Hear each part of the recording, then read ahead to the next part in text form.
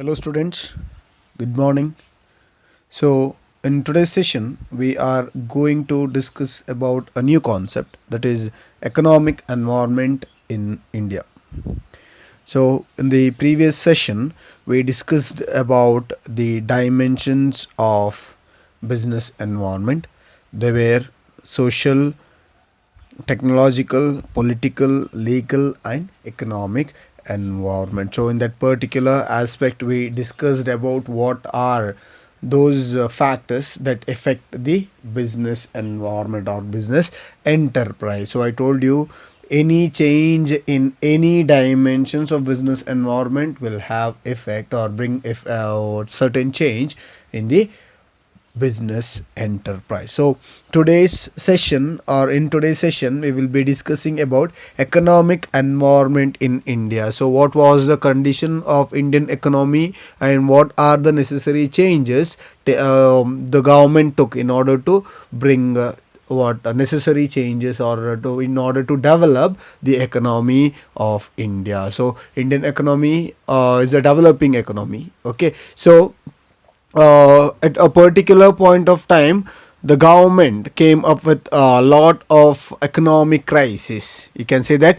India came up with economic crisis. So at that particular situation, India had to cope up with that particular situation or problem. So there were certain steps which were taken by the government in order to cope up with the situation. Okay, so what are those things? So when coming to economic environment in India, so the economic environment in India, it consists of various macro level factors related to the means of production and distribution of wealth, which have impact on the business and industry. So it is a macro level factor which has impact or which has a impact on the business and industry. So which is related with the means of production and distribution of wealth. So this aspect, that is the macro level factors related to the means of production and distribution which will have the impact on business and industry, includes the stage of economic development of the country. So what is the stage of economic development of the country, maybe, or the second one is the economic structure in the form of mixed economy, which recognizes the role of both private and public sector. The economic structure in the form of mixed economy. So not just private sector is enough or not just public sector is enough. There has to be mixed economy, that is both the participation of government as well as the private economy or private sector is very important. So there has to be a mixed economy where there is a cooperation of both the private as well as the public sector. Okay, the third one is economic policies of the government, including industrial, monetary and physical policy or fiscal policies. Okay, so there are certain policies by the government, so those have to be taken into consideration or they include in the economic environment of India. So next one is the economic planning, which includes, it may be 5-year plans maybe, or annual budgets or any other plans by the government. So all these things will have impact on the economic environment of India. Yeah, like I told you, the fiscal policy or any government policies, economic policies maybe, or any economic plans maybe, yes, both the private sector or the public sector, yes. So all this will have impact on the economic environment. So the next one is economic indices. So your national income or your this one distribution of income rate maybe, or gross net product, that is GNP maybe, or gross national product maybe, yes. Okay, so gross national product maybe, or your per capita income, your disposable income, yes, the rate of savings, the investment, the value of exports and the value of imports maybe, or the balance of payment. So all this will have impact. So apart from this, the infrastructural factors such as the financial institutions or the banks, the modes of transportation, communication facilities, and so on. So all this will have impact on the business environment. So when it has impact on business environment, obviously it will have impact on the business enterprise.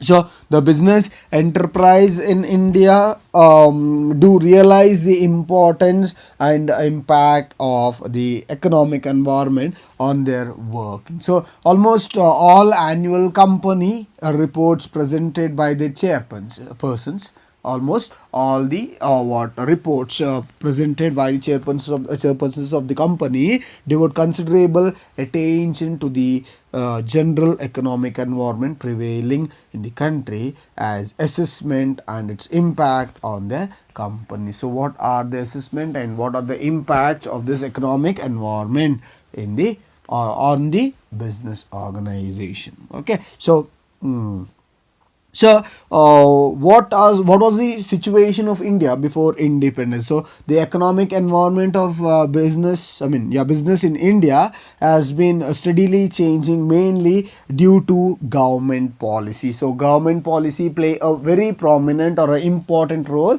in continuous change of the economic environment. So, at the time of independence, yes, at the time of independence, so the Indian economy was mainly agricultural and rural in character. So they concentrated mainly on agriculture and rural in character. So most of the people lived in rural areas than in urban areas. Okay, so apart from that, about 70% of working population was employed in agriculture. 70%, not just 1 or 2%, 70% among 100%, 70% of the people or working population was employed in agriculture.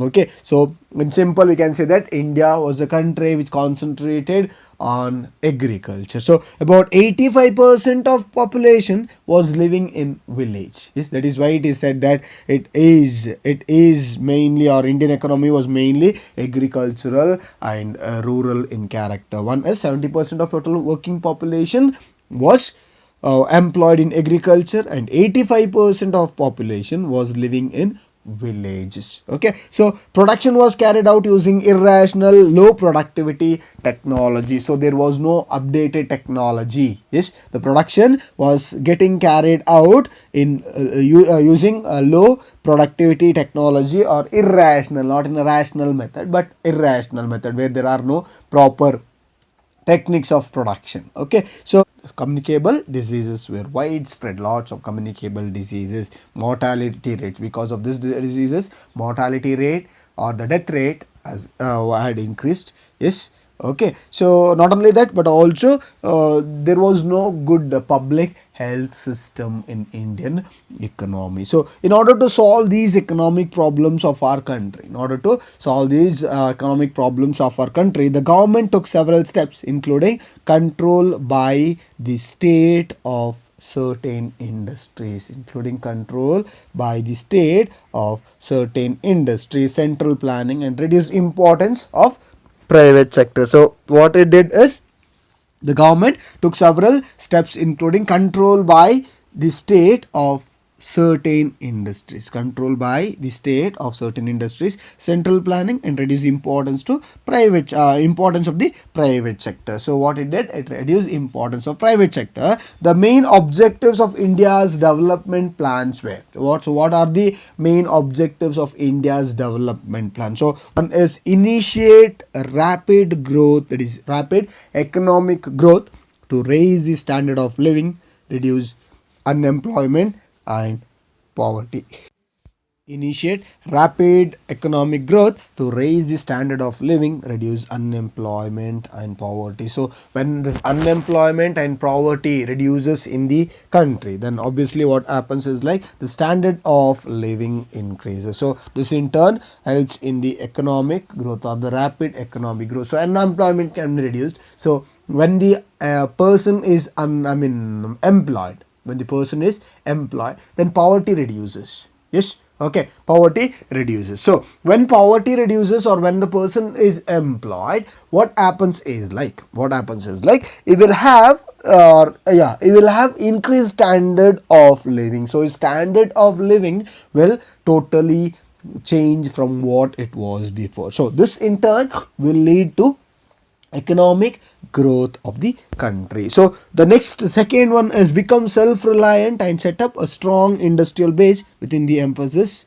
on heavy and basic industry. So it wanted to become self-reliant. So India, had certain objectives of Indian development plan, or India had certain development plans. So the objective was, first one was like I told you, increasing the standard of living by reducing unemployment and poverty, through which the economic growth can be what increased. The second one was being self-reliant or becoming self-reliant and set up strong industrial base with emphasis of heavy and basic industry, with emphasis on heavy and basic industry. So the next one, the third one is reduce inequalities of income and wealth.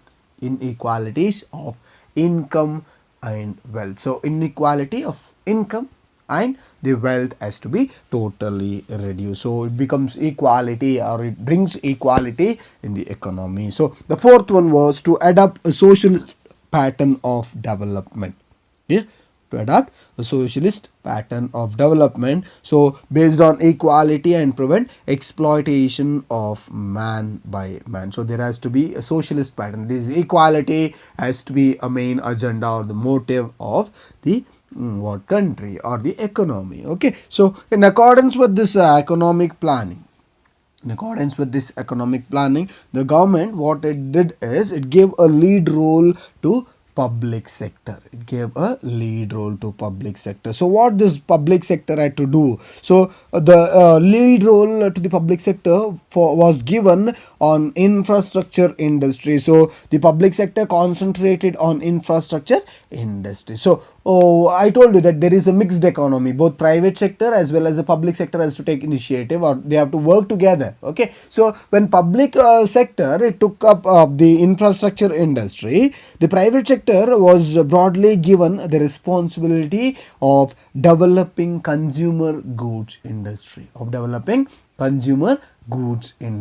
So ಅಲ್ಲಿ ಏನು infrastructure ಇದೆ ಅದನ್ನ public ಸೆಕ್ಟರ್ಗೆ ಕೊಟ್ಟಾಗ ಇಲ್ಲಿ ಏನು consumer goods industry ಇದೆ ಅದರ ಕಂಟ್ರೋಲನ್ನು ಅಥವಾ ಅದರ ರೆಸ್ಪಾನ್ಸಿಬಿಲಿಟಿಯನ್ನು ಯಾರಿಗೆ ಕೊಟ್ಟರು?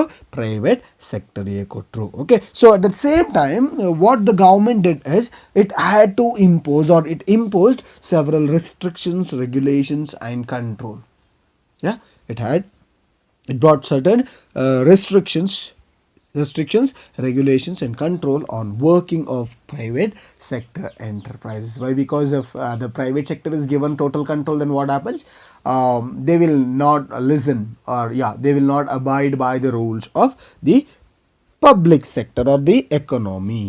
Okay, so what they did is they brought certain restrictions, regulations and controls on the working of private sector enterprises. So India's experience with the economic planning was delivered mixed result. It gave both the positive as well as the negative result because of this decision what the government took. Okay, so in 1991 what happened is like the economy faced a serious foreign exchange crisis. It faced serious foreign exchange crisis, that is the financial deficiency, or you can say that financial crisis. Okay, so high government deficit and rising trend of prices despite bumper crops. Okay, so even though having bumper crops, it faced high government deficit and rising trend of prices.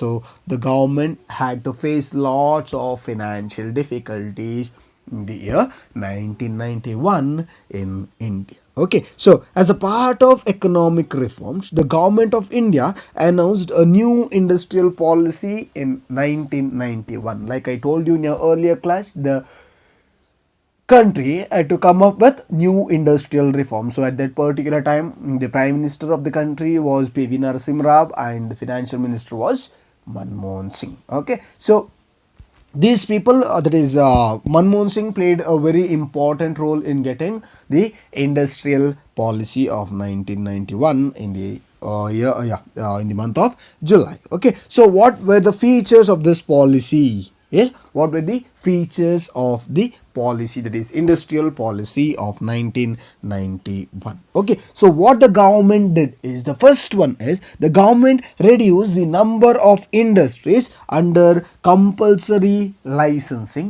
to 6. Okay, so what a government did is, it reduced the number of industry under compulsory licensing to 6. So earlier there were more, somewhere around 17 companies had to have a compulsory licensing. So what the government did is, it reduced the total number of compulsory licensed authority or industries to 6. ಏನಾಯಿತು, ತುಂಬ 16 to 17 ಇಂಡಸ್ಟ್ರೀಸ್ಗೆ compulsorily licensing ಬೇಕಿತ್ತು.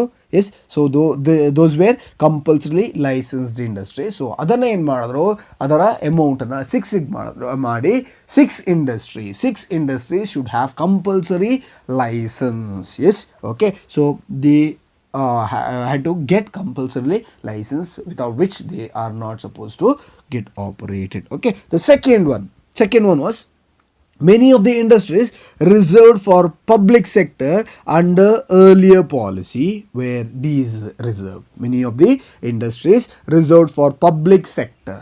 Yes, public sector ಗೆ ಅಂತೇಳಿ ಏನು reserve ಮಾಡಿದ್ರು, S, ಇದರ previous ಪಾಲಿಸಿಯಲ್ಲಿ ಇದು ಪಬ್ಲಿಕ್ ಸೆಕ್ಟರಲ್ಲೇ ಇರುತ್ತೆ ಅಂತೇಳಿ ಏನು ರಿಸರ್ವ್ ಮಾಡಿಟ್ರು, ಅದನ್ನು ಏನು ಮಾಡಿದ್ರು, ದೇ ವೇರ್ ರಿಸರ್ವ್ಡ್. ಅದರ ರಿಸರ್ವೇಷನ್ ಏನು ಮಾಡಿದ್ರು, ಕ್ಯಾನ್ಸಲ್ ಮಾಡಿದ್ರು.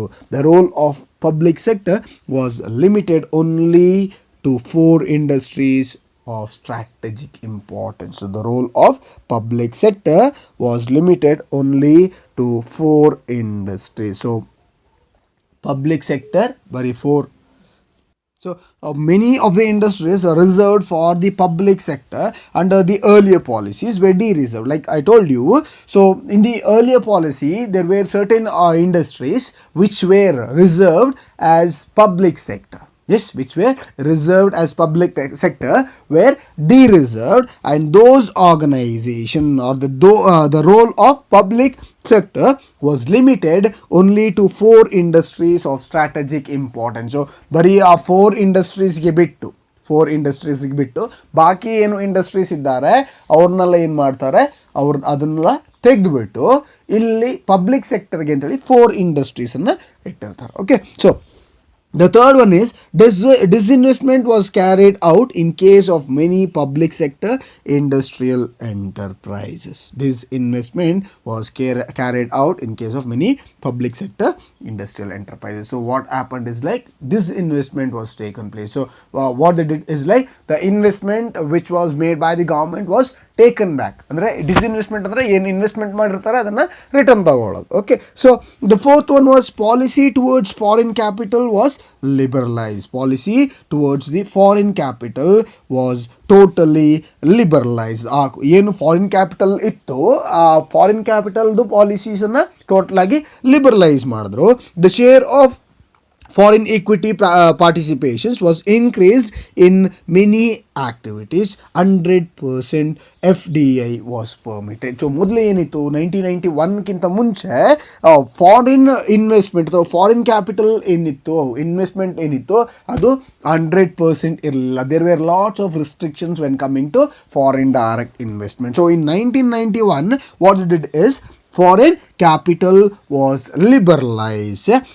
The share of foreign capital, that is the share of foreign equity participation, was increased, and in many activities 100% FDI. So FDI is nothing but foreign direct investment. So 100% FDI was permitted. So it became easy for foreign investors to come to India and invest in India. So India ಬಂದು invest ಮಾಡ್ಲಿಕ್ಕೆ easy ಆಯಿತು. Y? Because ಏನು actions ಇತ್ತು ಅಥವಾ ಏನು rules and regulations ಇತ್ತು ಅದು ಕಡಿಮೆ ಮಾಡುವಾಗ it became easy for them. Okay, the next one was, like, Automatic permission was now granted for technology agreements with foreign companies. So earlier ಅಲ್ಲಿ rules and regulations strict ಆಗಿತ್ತು.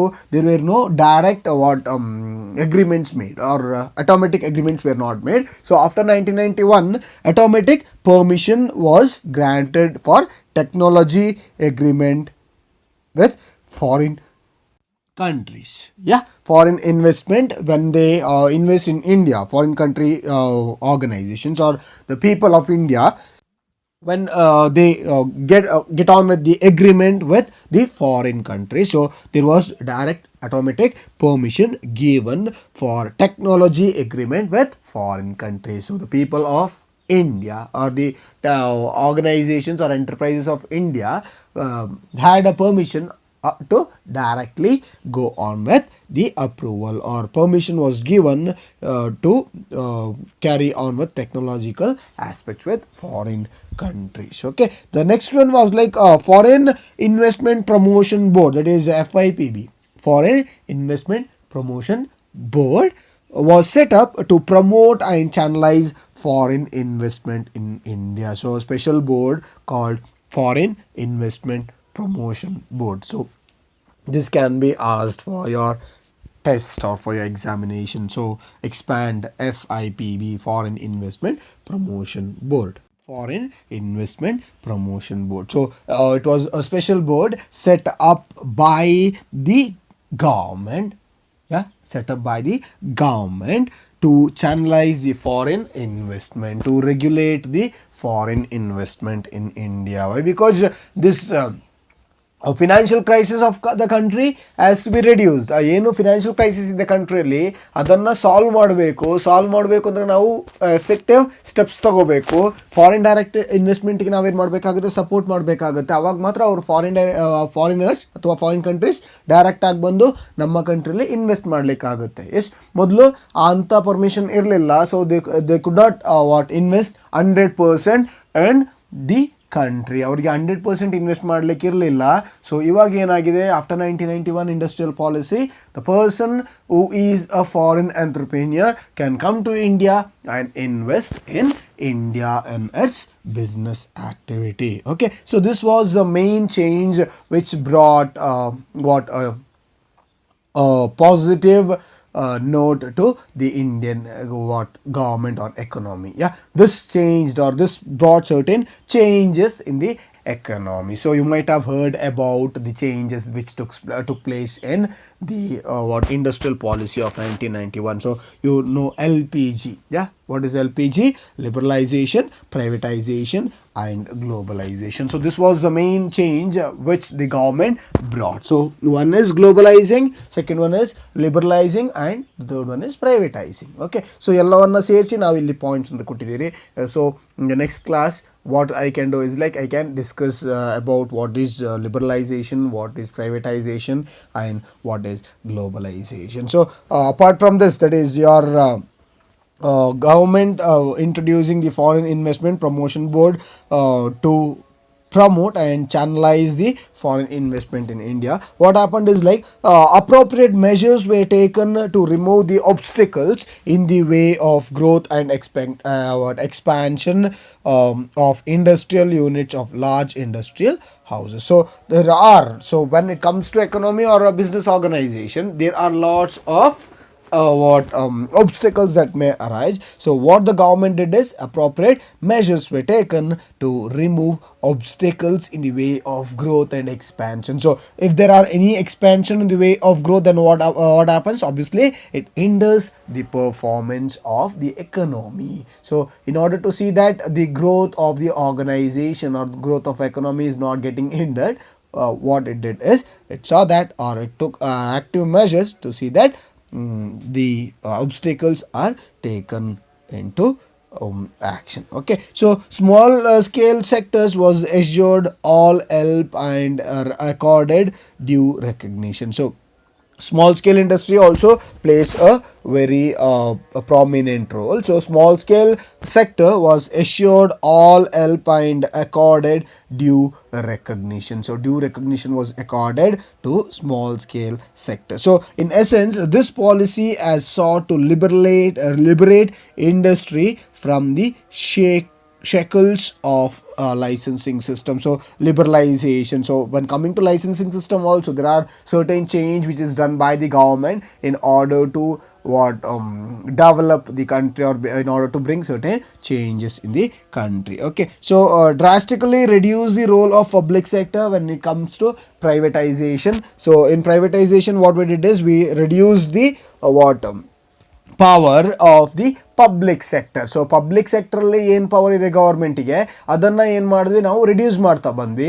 V reduce the power of public mean government in public sector and those organisations were privatised. So the control went to the private people. Yeah, the control of the organization or enterprises went to the private people. So that is called as privatization. So right of the organization or the major portion of the government sectors being privatized, ಅಂದ್ರೆ government control ಇರೋ ಆರ್ಗನೈಸೇಷನ್ನ private ಕಂಟ್ರೋಲ್ಗೆ ಕೊಡುವಂಥದ್ದು. Okay, so and encourage foreign private participation in India's industrial development. So foreign country industry, Indian industry ಬರೋದು ಅಥವಾ Indian economic ಬರೋದು ಅನ್ನೋವಾಗ, when foreign industry comes to Indian economy, foreign industry Indian economic ಬರುವಾಗ, yes, so it is globalization. The foreign investor is investing in India, it leads to globalization. ಮೊದಲು ಅದು ಇರಲಿಲ್ಲ, ಅವ್ರಿಗೆ 100% foreign direct investment ಇರಲಿಲ್ಲ. They were not allowed or permitted to invest fully, that is 100% investment in Indian economy. But now because of this, that is your global, that is globalization, liberalization and privatization, because of globalization, what has happened is the foreign investors are welcomed or they are invited to invest in Indian market. So this brought a radical change, that is the government brought a radical change. So like I told you, ಅಲ್ಲಿ privatisation ಇರ್ಬೋದು ಅಥವಾ liberalisation ಇರ್ಬೋದು. So liberalisation ಏನಾಗುತ್ತೆ ಅಂತ ಹೇಳಿದ್ರೆ, the rules and regulations of the government. Yes, so before 1991 the rules of the government was totally very what harsh rules. Yes, that is certain rules were like it was very difficult. Okay, so it was difficult for the business organization to carry out their business, or entrepreneur to conduct his business. Okay, so after 1991 what they did is that those rules and regulations which were already there were liberalized. Okay, so ಏನು rules and regulations ಇತ್ತು ಅದನ್ನ ಲಿಬರಲೈಸ್ ಮಾಡಿದ್ರು. So activities ಏನು business activities ಇದೆ ಅದು ಈಸಿಯಾಗಿ carry out ಮಾಡಲಿಕ್ಕೆ help ಆಯ್ತಿತ್ತು.